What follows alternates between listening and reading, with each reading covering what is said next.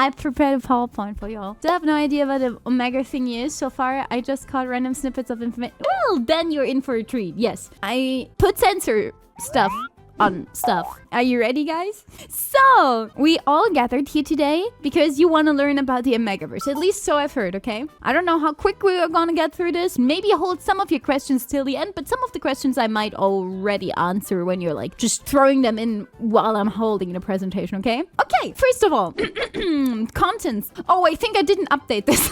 Ignore that, okay? I am a professional, by the way, okay? Okay, what is the Omegaverse? Funnily enough, there's a whole freaking Wikipedia page in several languages. Like, not just English and German, but a lot of languages. I didn't even look up how many. Like, I'm not gonna look up. I just took the freaking definition from Wikipedia because it was like, oh, well, that's a good definition. So, the Omegaverse, also known as ABO, or you know, Alpha, Beta, Omega, is an abbreviated Alpha, Beta, Omega, is a subgenre of speculative erotic fiction. The genre supposes the existence of a dominance hierarchy among humans as similar to those associated with the popular myth with wolves and other canines that is composed of dominant alphas, neutral betas, and submissive omegas. By the way, that's not true. The dude who figured that out, the biologist who was like, oh yeah, there's an alpha of the pack and stuff, that's not true. That doesn't exist. The biologist who published that was like, yeah, I fucked up, okay? That's not true. In the Omegaverse, this hierarchy determines how people interact with one another in romantic, erotic, and sexual contexts. Though tropes associated with Omegaverse can be observed in works published as early in the 1960s, the genre formally originated in the 2010s as a subgenre of erotic/same-sex fanfiction, as a fusion of elements of werewolf fanfiction and the MPreg subgenre. We're already at MPreg. So yeah, basically, if you didn't understand the whole definition, we have alphas, betas, and omegas. The whole society is divided into these, those are normally called secondary genders. So you have the primary gender, which is a male and female. In the context of those things, we're gonna have a big disclaimer about that. The Omegaverse is very widespread. There is, every author interprets it differently, okay? Everyone can make up their own stuff about the Omegaverse. That's the thing. It originated in fanfiction. It's a genre. There is no big consistency except for, okay, we've got alphas, betas, and omegas. An alpha can behave differently in one book from one author to the next book. The betas can have a different standing from one book to the next. And the omegas as well, okay? There is a huge variety, and they normally are classified as secondary genders in those books. That's why I talk about those books. Normally, you have a primary gender, which is either male or female in those books. There is also some that are like, for example, gender neutral and stuff, but normally it's you have a primary gender, female and or male, and then you have a secondary gender, which is alpha, beta, or omega. Okay? So yeah, that's the disclaimer. I am just representing a little teeny tiny portion of the whole Omegaverse here, okay? This is just a presentation about a little teeny tiny bit. There is so much more. If you want to deep dive into it, there is a lot of content for you. You're gonna see that at the end of the presentation. I am not a bottom, okay? Okay, first of all, the hierarchy and social roles. The alpha has dominance. They usually fight with other alphas. They show dominance by growling, snarling, and spreading their pheromones and fighting. They're the leaders, they're possessive, they're territorial, and the biology, we're gonna talk about that later. So yeah, they are, you know, those dating coaches want you to believe an alpha is, okay? Do people really do that in public? In this universe? Yes. They growl at each other and they're like, that is my omega. I'm spreading my pheromones so that you can see that I'm more dominant than you. That happens quite a lot. No, everyone is spreading their pheromones in this universe, by the way, Lumi. Betas. Betas are normally under the alphas, and they are normally not territorial or like have dominance fights, and they're either included in pack dynamics, we're gonna get back to packs later, or they're like where they're like the glue between the alphas and the omegas, or they're just outside of the whole pack stuff and just like, you know, normally having intercourse with other betas, but sometimes also other omegas, but normally not alphas. If a beta normally has like a relationship, it's only between beta and beta or beta and omega. There's very, very little literature on beta and alpha when they're not in a pack dynamic with another omega, because the alpha normally is way too dominant for a beta to, you know, contain without an omega. They're good workers and sometimes they're just normal humans, and we're gonna get back to the biology later. And now we're gonna get to the omegas. They are usually separate from the hierarchy, so it depends on the books, but I never read like ones where they're like the bottom of society and stuff. I don't like those ones. There are several ones that are like that, but normally they're like separate from the hierarchy roles because they're like guiding, nurturing the caregivers, and they're like schmexually submissive, you know? Not all of them. There are some books, I read some books where they're not schmexually submissive, but normally they're schmexually very, very submissive. And we're gonna get back to the biology and all of the MPreg stuff later. Don't you dare ask, okay? We're gonna get back to that. Just to be clear, this is all fiction. Yes, this is all fiction. We're gonna get into the history. So, the very, very first published work, or like what everyone attributes to be the first published work, was a supernatural fanfiction from 2010. Someone requested them to apply the wolf pack dynamics from this biology dude who wasn't right when he did the whole wolf biology thing onto the supernatural characters. And this is the fanfiction. It's called I Ain't No Lady, But You'd Be the Tramp, and it is a human lady and a tramp with dog-like schmecks. It's Jensen Ackles and Jared. I have never watched Supernatural, by the way. And as you can see, it was never finished. This is the very first attributed ABO work ever, and it was never finished. And it only has 895 kudos, which is really not that much for an AO3 one. As you can see, it was first published on the 24th of July in 2010. And you can already see some tags that you're gonna see later. For example, knotting. I will explain what knotting is. Actually, this is a Supernatural fanfiction where they didn't take the actual characters from Supernatural, but they took the actors and made a fanfiction about the actors. Are you allowed to explain knotting on Twitch? I think. I put it in there. So, and some tropes go back to Star Trek. Yes, Chad, Star Trek. The Vulcan mating cycle, for example, because there are mating cycles. Biology. This is a biology chart for everyone. As I explained in the books, it's normally there are some ABO fanfics and works with people who are gender neutral, but I'm focusing on the ones that are more represented because they are very few and far in between. So there is the primary gender, as it's normally called in ABO, male and female, and the secondary gender, alpha, beta, omega. So as you can imagine, male people normally have male genitalia, all of them, alpha, beta, and omega, and females have a uterus. So alpha, betas, and omegas all have a uterus. This is normal. Some authors do it a little bit different, so that alpha females don't have a uterus, or male omegas always have male genitalia. But alpha females sometimes don't have a uterus, but that's very, very infrequent actually. And then normally male alphas and betas don't have a uterus. They can't get pregnant, but omegas can get pregnant. Technically, in most ABO works, they can get pregnant. That's what MPreg is. That means male pregnancy. There are actually Sigma and Gamma ones, but I never read any of those, so I didn't put them into the PowerPoint. Alphas are normally like 6' something. Betas are like normal sized, and omegas are like 5'4", so like average female height. So yeah, that's also a thing. They have outside attributes. The alphas, also the female alphas, are like big and buff, and the omegas are normally like small and petite, but not always. That's what the disclaimer was for. It's not always that. So omegas are hermaphrodites. Yeah, basically. There are also futanaris, where we get to the female part. Sometimes the female alpha has male genitalia. So they can technically, you can have a pairing of female alpha with a male omega, and they can make babies. So the male gets pregnant. But sometimes female alphas, because they have a uterus, can also just get pregnant. It depends on, they can have an omega partner because they also have a uterus. But sometimes the female alpha can impregnate the male omega. And Yuri is also possible. So 2 pregnancies from one night. Yeah, that's possible technically.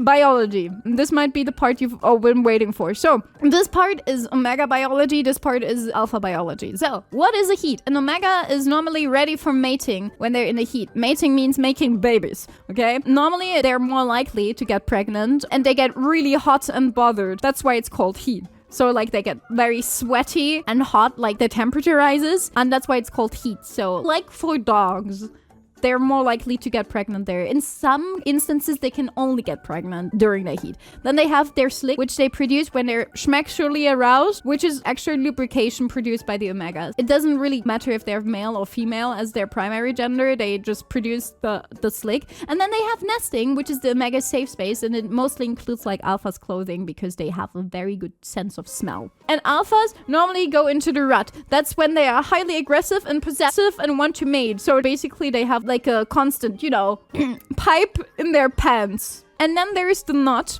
That's the same as for dogs. If you know how dog procreation works, it's, the man root, it swells so that it's like plugging so that they're connected longer and there's a higher likelihood for a baby, which like just biologically is, so yeah, it swells and then it goes in and then it stays there. And then there's scenting. And that's very, very, very, very, very important for finding a mate. There's no overall consensus, but there's stuff like true scent matches, which basically means that when they smell each other, they're like so hot and bothered that they want to jump each other because they are made for each other. It's like the soulmate stuff. And scenting also works of other. Basically, I explained most of the stuff that you need to know. This is your basic introduction course. This is not a deep dive course into the ABO universe, but this is like a basic introduction course. And then I kind of got caught up in making statistics out of fanfictions and ABO works, and I kind of potentially have a lot of statistics for you if you want to know more about the ABO verse, and I kind of got distracted by making statistics, so now you basically only get statistics, but it's fine. These are the AO3 fandoms with the highest number of ABO fan works. As of the 13th of March, it was BTS with over 18,000 works. Then My Hero Academia with only 13,000 works. Then Supernatural with 7,400. Most of these are pretty similar now. So we have the MCU Stray Kids original work, Haikyuu, Jujutsu Kaisen, Batman all media types, and Harry Potter all media types. And then I found this. This is a comparison basically because this is the AO3 fandoms with the highest number of ABO works from 2020, where you can see that Supernatural still ranked like first in 2020. It had 6,000 and it only like gained 1,400 in 6 years, okay? But if you look at BTS was at like roughly 5,000 works. BTS gained so much in the span of 6 years. Can we talk about what's going on with BTS fans? And why? What happened to Teen Wolf? And why is Voltron on there? And why is there not more Sherlock ABO? I like my Sherlock ABO, okay? Let me get me more Sherlock ABO. This is the percentage of the whole entire amount of. In total, there were 252,848 ABO works, and BTS is 7.3% of all of those works. The first 10 fandoms make up almost a third of all ABOs. The first 10.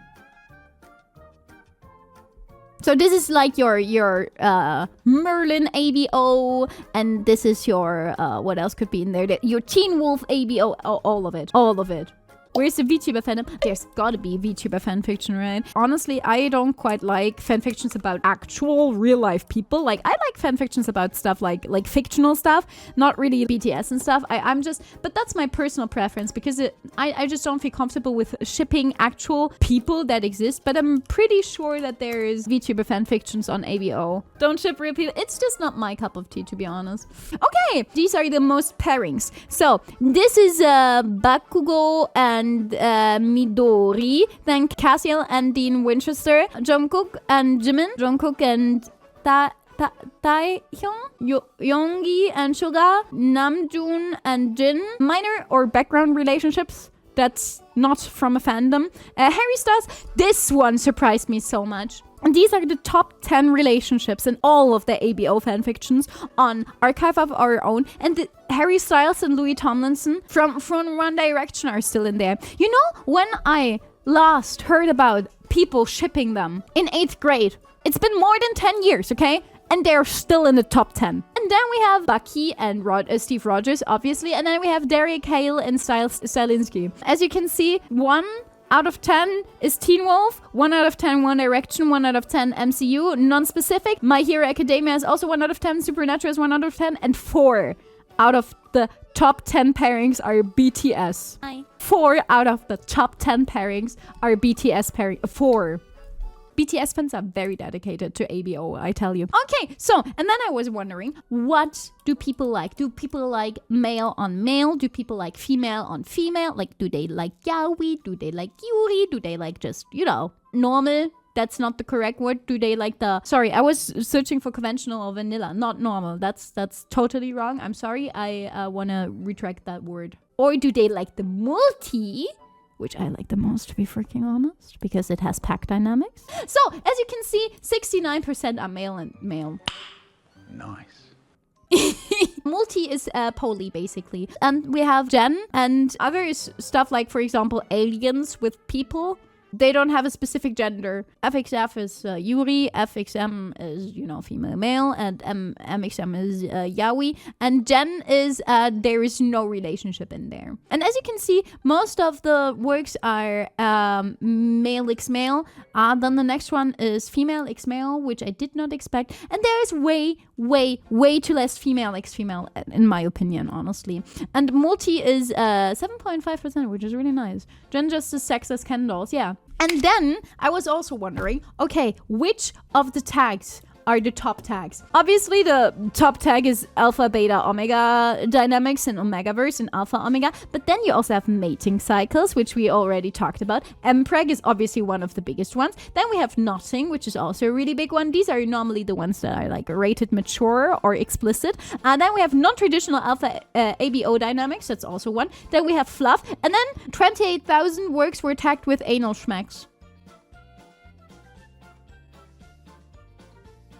And then smut. And then I was wondering, okay, are all of the people as deprived as me and only read smut on ABO? You can have mature content, which is smut. In ABO context, it's normally smut. Explicit, which is also normally smut. Then you can have teen and upper audience, which is basically like PG 16, 13, whatever. Then you have not rated, which is like basically for everyone. And I was wondering how much smut is in the ABO universe. As you can see, there's so much porn! There is 70% smut in there. Are you surprised? Because I'm not.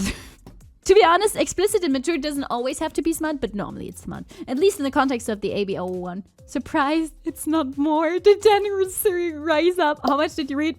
I have no idea what you're talking about. I was also kind of wondering how the split between schmut and no schmut compared with MXM and FXM. And as you can see, it's pretty similar actually. But and as you can see, I guess people are a little bit more degenerate when it's female x male than if it's male x male. But there is not too big of a, like that big of a difference, to be honest. I thought there might be a bigger difference, but there wasn't a bigger difference. I didn't check female x female apparently.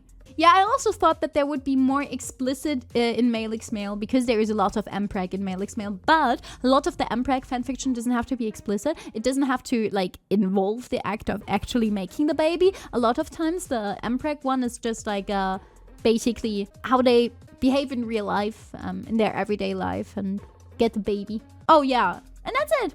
I think I deleted a slide. We didn't even talk about packs. So, in the ABO universe, you can have normal couples of two people. So, alpha x omega, beta x omega, alpha. There are some alpha x alphas things and alpha x beta things, but those are normally not that hard. But then there are also pack. And in pack dynamics, you have an like top alpha, like the alpha of alphas, like he's the most dominant alpha. And then you have, it depends, but there's normally like either 4 to 5 people in a pack, and it can be like 3 alphas, 2 omegas. It can also be 4 alphas, 1 omega. It can be 3 alphas, 1 beta, 1 omega. It can be 2 alphas, 1 beta, 1 omega, but there is always 1 alpha and 1 omega. Yeah, they're like polycules, exactly. Yeah, it's just a poly couple, but with ABO dynamics. Thank you for your attention. Do you have any questions? Are you an alpha, beta, or omega? I think I'm probably more like a beta. How many stories have you written on AO3? I actually have never written a story on AO3. But why? It was a sub-goal. I couldn't follow some points. Can you repeat them in German? I'm not gonna do that PowerPoint in German, no. So yeah, that was my omega. Did you like it? Was it worth the sub-goal, Chad? Did you like it? I still can't believe that I actually did that.